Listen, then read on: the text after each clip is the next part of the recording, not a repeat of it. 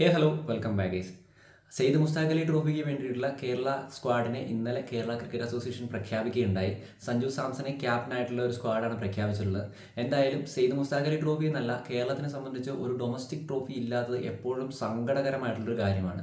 കഴിഞ്ഞ സീസൺ സെയ്ദ് മുസ്താഖ് അലി ട്രോഫിയിൽ കേരളം മികച്ച രീതിയിൽ തന്നെയായിരുന്നു ഗ്രൂപ്പ് സ്റ്റേജ് ഫിനിഷ് ചെയ്തത്. 7 മത്സരങ്ങളിൽ 6 ജയവും 1 തോൽവിയുമായിരുന്നു കേരളത്തിൻ്റെ കഴിഞ്ഞ സീസണിലെ സമ്പാദ്യം.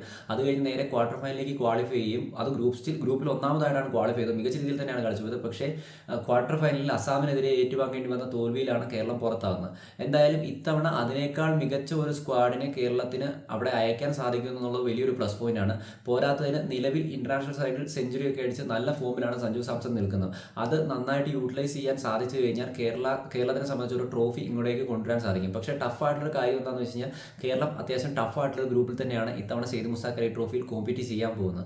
നിലവിൽ നമ്മൾ നോക്കിക്കഴിഞ്ഞാൽ കേരള ക്രിക്കറ്റ് ലീഗിൽ മികച്ച ഫോമിൽ കളിച്ചുകൊണ്ടിരുന്ന താരങ്ങളൊക്കെ തന്നെ ഈ ഒരു സെയ്ദ് മുസ്താഖ് അലി ട്രോഫിയിൽ ഉൾപ്പെട്ടിട്ടുണ്ട്. ആ ഒരു കേരള ക്രിക്കറ്റ് അസോസിയേഷൻ്റെ അങ്ങനെ ഒരു ഗെയിം വെക്കൽ എന്തായാലും നല്ല രീതിയിലുള്ള ബെനിഫിറ്റ് ആണ് പ്ലേയേഴ്സിന് ഉണ്ടാക്കി കൊടുത്തിട്ടുള്ളത്. പോരാത്തതിന് 23-ാം തീയതിയാണ് കേരളത്തിൻ്റെ ആദ്യത്തെ മത്സരം. ആ ഒരു മത്സരത്തിൽ നന്നായിട്ട് കേരള ക്രിക്കറ്റ് അസോസിയേഷനുള്ള താരങ്ങൾ IPL ഇപ്പോൾ മെഗാ ഓപ്ഷന് വേണ്ടി രജിസ്റ്റർ ചെയ്തിരിക്കുന്ന താരങ്ങൾ നല്ലപോലെ കളിക്കുകയാണെങ്കിൽ അവരെ സംബന്ധിച്ചും വലിയൊരു ഓപ്പർച്യൂണിറ്റിയാണ് തുറന്നു കിടക്കുന്നത്. 23-ാം തീയതി കളി, 24-25 ഓപ്ഷൻ നടക്കാൻ പോകുന്നത്. സോ 23-ാം തീയതി സർവീസസുമായിട്ടാണ് നമ്മുടെ ആദ്യത്തെ കളി വരുന്നത്. എന്തുകൊണ്ടും ഭയങ്കര ബെനിഫിറ്റായി മാറാൻ സാധ്യതയുള്ളൊരു ഗെയിം തന്നെയായിരിക്കും ആദ്യം സർവീസുമായിട്ട് ഏറ്റുമുട്ടുമ്പോൾ.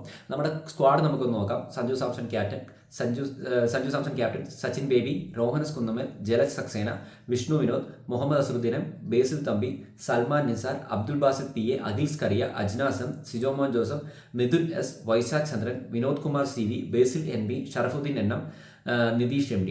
ട്രാവലിംഗ് റിസർവ്സ് ആയിട്ട് വരുൺ നായന, ഷോൺ റോജർ, അഭിഷേക് ജയനായർ. സോ ഇതാണ് കേരളത്തിൻ്റെ സെയ്ദ് മുസ്താഖ് അലി ട്രോഫിയിലെ സ്ക്വാഡ് എന്ന് പറഞ്ഞു കഴിഞ്ഞാൽ. നെക്സ്റ്റ് തിങ് എന്ന് പറയുന്നത്, നമുക്ക് സെയ്ദ് മുസ്താഖ് അലി ട്രോഫിയിൽ നമ്മുടെ ഗ്രൂപ്പിൽ ആർക്കാണ് ഉൾപ്പെട്ടിട്ടുള്ളതെന്ന് നോക്കാം. മുംബൈ ഉണ്ട്, അതോടൊപ്പം തന്നെ ഗോവ. ഗ്രൂപ്പ് ഇയിലാണ് കേട്ടോ India. Mumbai, Goa, Andhra Pradesh, Kerala, Maharashtra, services, Nagaland. Services നല്ല ടീമാണ്, മഹാരാഷ്ട്ര കുഴപ്പമില്ലാത്ത ടീമാണ്, മുംബൈ നല്ല ടീമാണ്. അപ്പോൾ ഇവിടുന്ന് കോമ്പീറ്റ് ചെയ്ത് ഈ ഒരു ഗ്രൂപ്പിൽ നിന്ന് ക്വാളിഫൈ ചെയ്യാൻ സാധിച്ചു കഴിഞ്ഞാൽ കേരളത്തിനെ സംബന്ധിച്ച് ഇത്തവണ പുട്ടുപോരാ കപ്പും എടുത്തുകൊണ്ട് പോരാം എന്ന് പ്രതീക്ഷിക്കുന്നു. എന്തായാലും ഡിസംബർ 15-നാണ് ഫൈനൽ നടക്കുന്നത്. അപ്പോൾ എന്തായാലും ഈ ഒരു സീസണിൽ സഞ്ജു സാംസൺ ഫുൾ മത്സരങ്ങൾ കളിക്കാൻ സാധിക്കും. കാരണം ആ ഒരു സമയത്ത് ഗ്യാപ്പിൽ വേറെ മത്സരങ്ങളൊന്നും തന്നെ ഇല്ല. ഇന്റർനാഷണൽ നമ്മൾ നോക്കുകയാണെങ്കിൽ T20 സൈഡിലാണെങ്കിലും ജനുവരിയിലാണ് മത്സരം നടക്കാൻ പോകുന്നത്. സോ എന്തായാലും ആ ഒരു ഫോം ഇവിടെ കൂടി കണ്ടിന്യൂ ചെയ്യാൻ സാധിച്ചു കഴിഞ്ഞാൽ അതോടൊപ്പം തന്നെ കേരള ക്രിക്കറ്റ് അസോസിയേഷനിലെ മറ്റു താരങ്ങൾക്ക് കൂടി ആദ്യ മത്സരത്തിൽ നന്നായിട്ട് തന്നെ മത്സരിക്കാൻ സാധിച്ചു കഴിഞ്ഞാൽ ഒരുപക്ഷെ അവരുടെ ഭാവിയും തിരുത്തി എഴുതാൻ സാധിക്കുന്ന ഒരു മത്സരം തന്നെയായിരിക്കും, അല്ലെങ്കിൽ ഒരു ടൂർണമെന്റ് തന്നെ ആയിരിക്കും ഇത്. അപ്പോൾ നിങ്ങളുടെ അഭിപ്രായം എന്ന് വെച്ചാൽ കമന്റ് അറിയപ്പെടുത്തി. Bye bye guys.